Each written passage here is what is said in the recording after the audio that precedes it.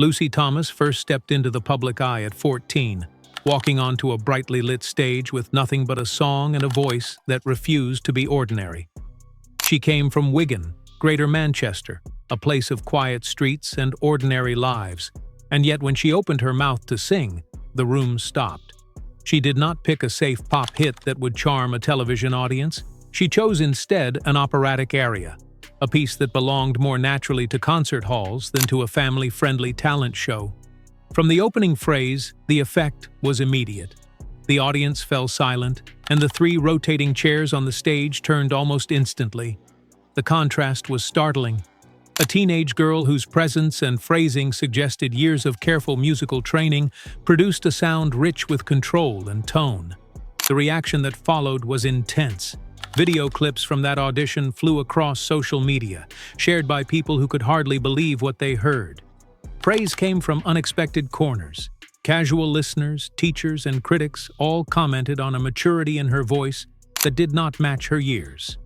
When people later asked why she had chosen a classical piece over something more mainstream, she answered plainly, "This is where I find myself."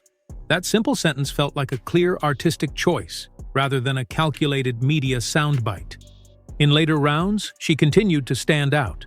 During a battle round, she and 2 fellow contestants performed "You Raise Me Up," and she rose above the group with steadiness and breath control that left the coaches impressed. Observers compared the tone to that of conservatory-trained singers. One coach even said her voice belonged in big houses like the Royal Opera House. Those remarks were flattering, but they also created pressure. Attention can be a double-edged thing, and public expectation sometimes demands a path the artist does not want to follow. Television competitions are complex places where voting, ratings, and show narrative often influence who wins more than pure vocal talent. Although she had a voice that moved many, she did not finish as the winner.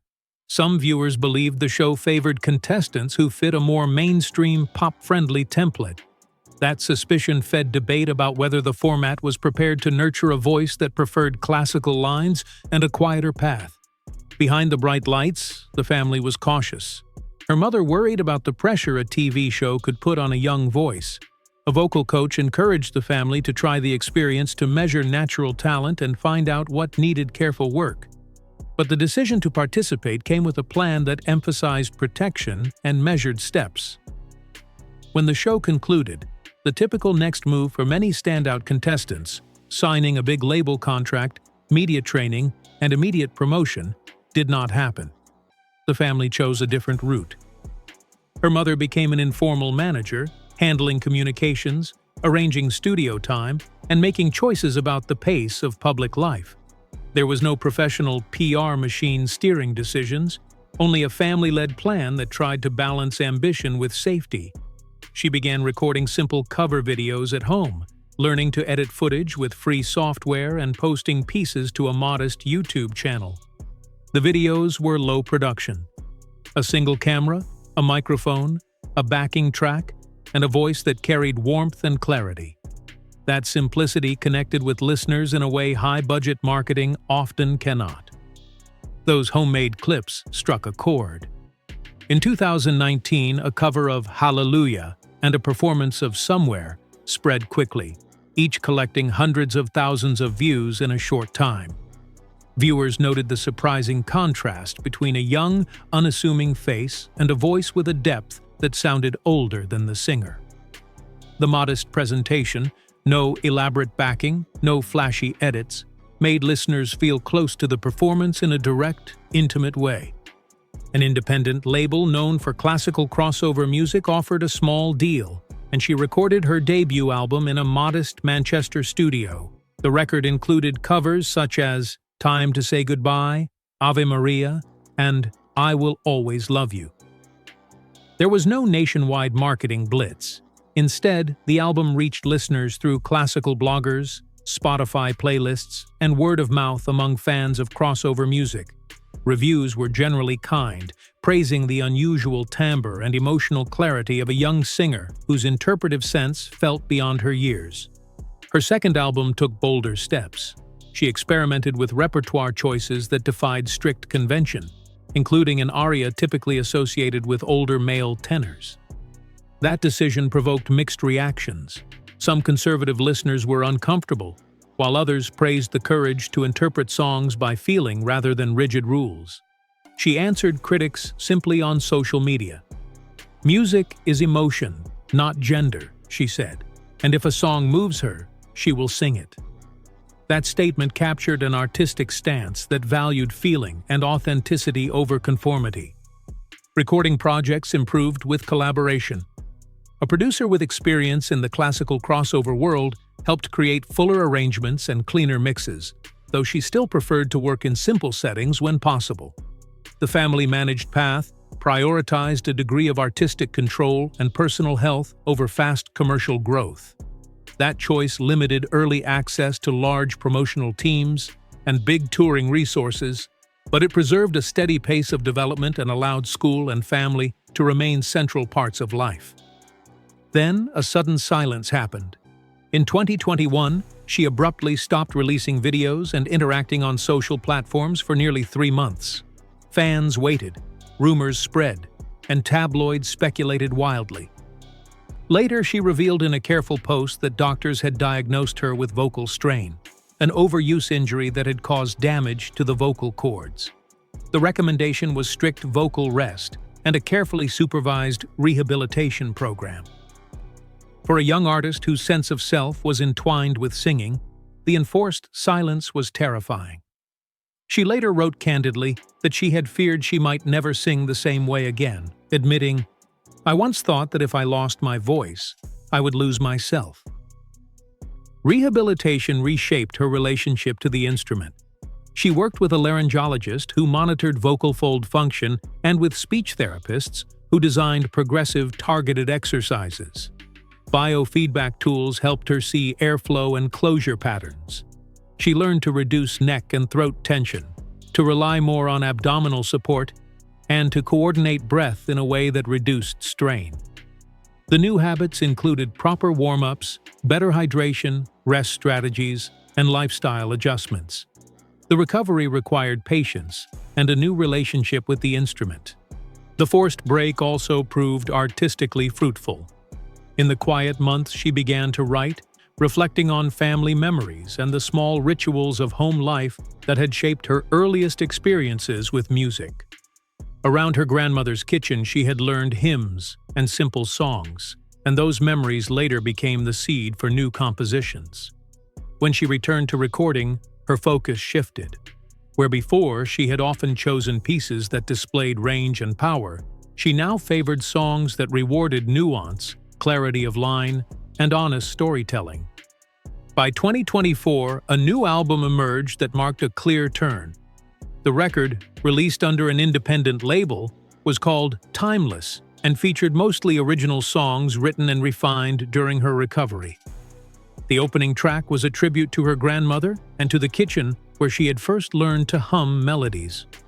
During recording sessions, she occasionally broke down in tears, overwhelmed by the personal meaning of the material.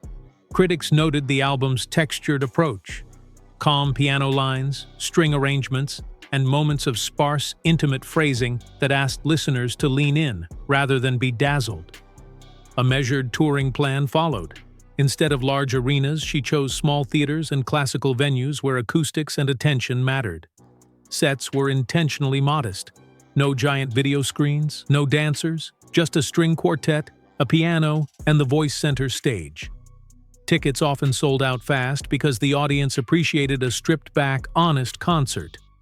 Technical teams praised the planning, careful set design, microphone choices tailored for voice health, and pacing that protected stamina. The intimate conditions allowed her to deliver performances that connected deeply with listeners. An unexpected digital moment came when a minimal piano and cello cover of a film song she posted on a short video app went viral, reaching millions. That clip introduced her to a younger audience and widened her fan base without forcing a change in musical direction. The viral surge did not push her into chart pop stardom, but it opened doors for licensing, small festival invitations, and interest from independent filmmakers seeking music with emotional resonance. Offers from major labels continued to appear, including a serious approach from an American company after her initial album. Her family nonetheless insisted she finish school before making large commitments. She explained the choice in a brief livestream, saying she needed time to grow up and figure out what she wanted. Industry voices criticized the pause as a missed momentum window, while others supported the decision as wise and protective. The tension between career speed and personal development became a recurring theme in discussions about her path. Fan communities played a steady role.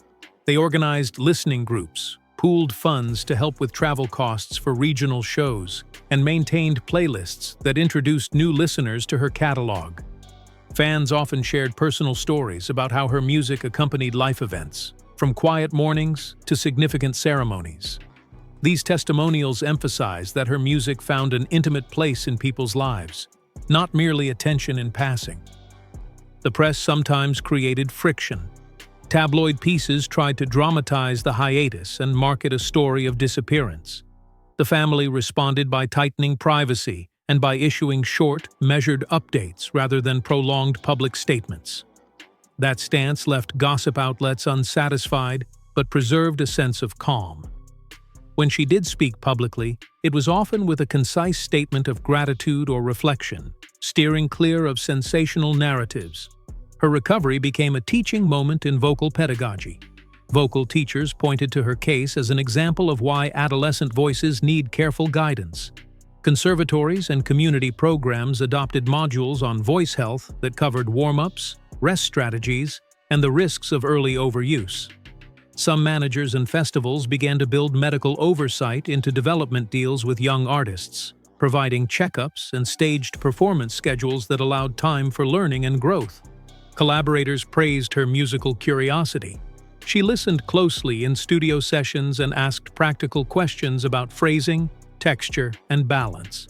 Younger composers valued the thoughtful attention she gave to their work, and she often allowed arrangements to evolve organically during rehearsals. This openness created a creative circle that preferred depth over speed and collaboration over domineering production. Financial realities remained real. Independent releases and small tours do not typically generate the same income as major label campaigns. Her family managed early expenses, and fans sometimes chipped in to support travel for shows. Over time, income from streaming, licensing, and careful touring stabilized into a modest but sustainable base. She learned budgeting and planning, building a career that was viable without surrendering artistic control. The content of her later songs emphasized fragile moments and domestic rituals, humming with a grandmother, preparing tea, the light through a kitchen window. Those images grounded songs in everyday life and gave listeners a sense of intimacy that large-scale pop hits rarely achieve. The work accumulated quietly. It was not engineered for mass radio play, but for moments people wanted in the background of significant memories. As her career matured, she also began mentoring younger singers. In workshops, she demonstrated warm-ups and spoke honestly about pressure and care. Her message was practical. Talent opens a door, but choices sustain a life. Managers began to create development agreements that included schooling and medical oversight for youth, a change partly inspired by the public attention to her experience. Critics continued to debate her long-term cultural reach. Would a deliberately protected and slower career still matter? Over time, evidence suggested yes. Her songs appeared in independent films, boutique playlists, and intimate venues where listeners prioritized craft. The influence was not as brash as sudden pop fame, but it was steady and cumulative. Looking back, the two strands of the story, an unforgettable televised audition and a later life built on care and craft, fit together. She did not vanish. She chose a path that favored health, artistic control, and measured growth. The public would always remember the small girl who made a studio audience fall silent, but the whole story included family decisions, medical recovery, artistic rebirth, and a steady commitment to music that mattered more than rapid fame. What happened to Lucy Thomas was not mystery or failure, but a deliberate reshaping of what success in music can look like. A life that respects the voice as an instrument to be tended with care, a career built slowly, and an art that seeks depth over the loudness of an instant. She began singing as a child in small local choirs where lessons were often informal and warm. Practice for her meant repeating phrases until they felt natural, not forced. Her early teachers noticed that she had an ear for subtle shifts in tone and a patience for slow work. Family. Sunday mornings filled with hymns and simple songs became a quiet training ground for phrasing and feeling. Those early routines were small but important, teaching her how to listen and how to hold a single note without strain. She learned that technique was not only about power, but about control and about knowing when not to push. In lessons, she worked on breath support, on letting the diaphragm do heavy lifting rather than stiff shoulders. Her method became one of mindful repetition, of balancing work with rest, and of paying attention to tiny changes. Teachers advised gradual growth and warned against sudden jumps into heavy repertoire for a young voice. She followed that advice and built strength over time with thoughtful choices about songs and keys. The family home became a studio of sorts, with a corner set aside for practice and a simple mic for recording. She recorded short takes, then listened back carefully to learn where a note needed more support or where a word needed clearer shaping. She learned editing skills slowly, helping shape her own videos before asking for help from others. The balance of home life and music kept her grounded and gave her a sense of normalcy beyond the screen. During the early internet buzz, many kind messages arrived, but the family filtered the noise so she could focus on growth. Not all feedback was helpful. Some comments pushed for quick fame, while others offered practical advice about technique. She paid attention to teachers and to a few trusted fans who gave steady and thoughtful feedback. Industry people sometimes misread the slow, private approach and assumed she was not ambitious enough. Those assumptions ignored a deliberate choice to develop voice and character before making big decisions. She took small steps: local recitals, charity events, and careful studio sessions. Each performance taught her stagecraft, how to stand, how to manage nerves, and how to shape a program that did not overtax the voice. She learned to read an audience and to give them what a song needed, rather than what the crowd wanted in the moment. The doctors and therapists she worked with used modern tools to measure vocal fold movement and to guide therapy. They emphasized that recovery was not simple rest, but a structured exercise plan, with gradual return to singing. Her daily routine included gentle hums, short phonation exercises, and timed rests. She also paid attention to general health, sleep, hydration, and avoiding strained speaking in noisy places. Her team designed a slow path back to performance with mock rehearsals and short studio checks. Those careful steps rebuilt strength and confidence more than raw volume alone. She learned to accept small setbacks and to let the voice dictate the pace rather than a manager or a timetable. After recovery, she began composing with what she had learned about tone and meaning. Writing songs gave her control over keys and ranges, allowing her to craft music suited to her voice. She found that small melodies reflecting home life were powerful because they were honest and easy to sing. Composing also helped her understand song form and harmony in a deeper way. She worked with young arrangers who added strings and soft brass to create warm textures. The arrangements often left space for the voice to breathe and for phrases to unfold slowly.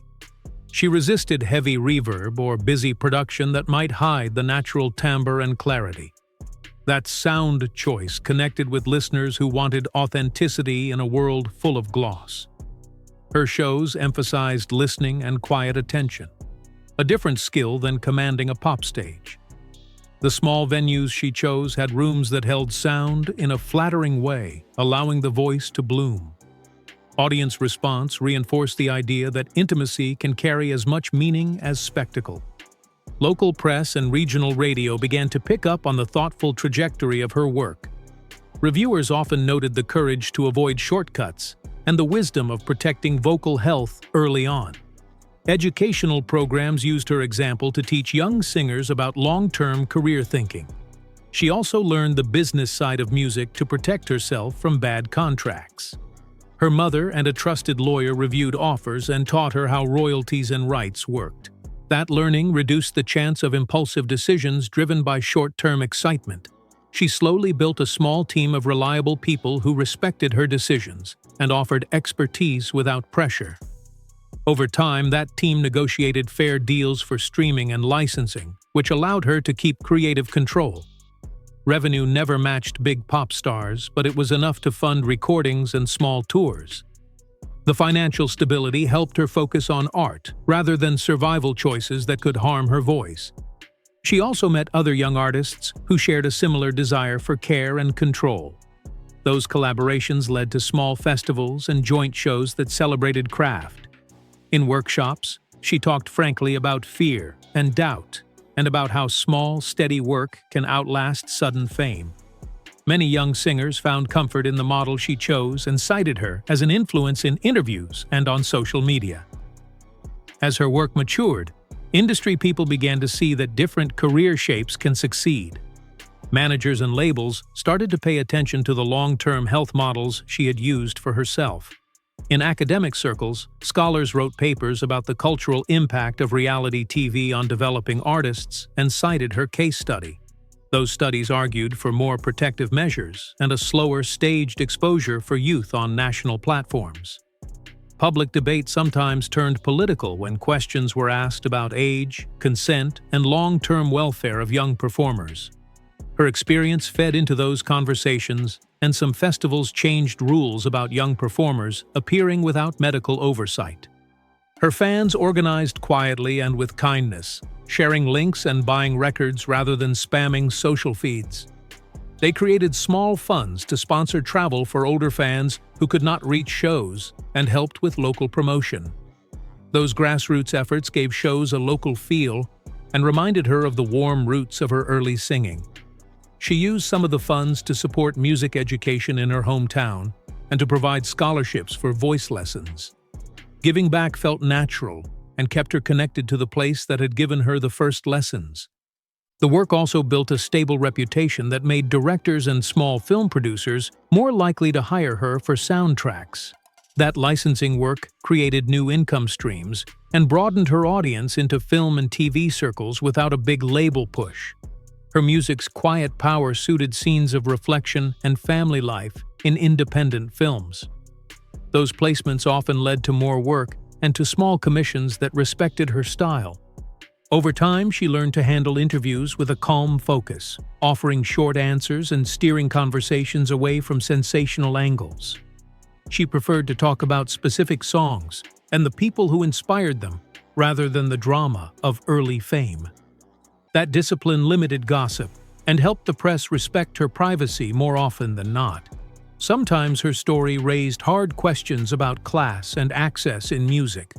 How many talented young people never get careful support because they cannot afford lessons? She worked with local charities to provide low-cost lessons and rehearsal space for kids in similar towns. Those community efforts reflected a desire to make opportunity more equal and to protect future voices. When she stepped on stage now, the small rituals were consistent: warm-up hums, a quick check with a coach, focused breathing, and a quiet greeting to the audience. Those practices reduced nerves and kept the voice ready to respond honestly rather than to perform empty power.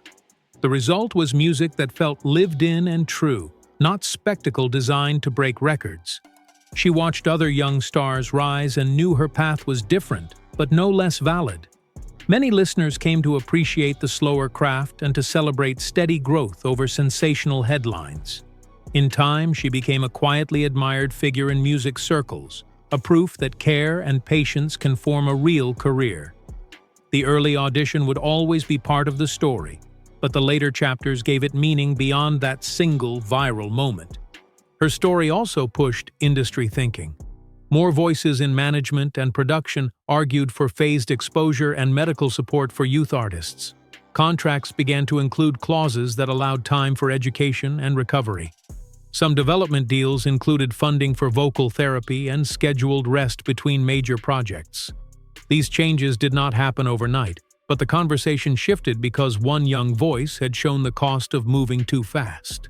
She kept writing and recording with the same quiet focus. New songs continued to draw on small memories and simple scenes, the things that make people feel connected and human. She made music for late-night listening and for small rooms filled with people who wanted to listen closely. Major markets sometimes missed her work, but listeners who found her music often stayed for the long view. In private, she remained close to family and friends. The routines from early life, simple meals, walks, and kitchen song sessions stayed part of her life. Those ordinary things grounded her in a way that made touring and recording less alienating. Fans who met her after shows often said she seemed sincere and calm, not dazzled by applause but grateful for attention. Her case made clear that talent alone does not guarantee the right path. The choices that surround young artists, who they work with, how fast they move, and how they care for their bodies, shape the long arc of a career. Lucy Thomas became an example of how careful choice and a supportive family can create a life in music that is durable and humane.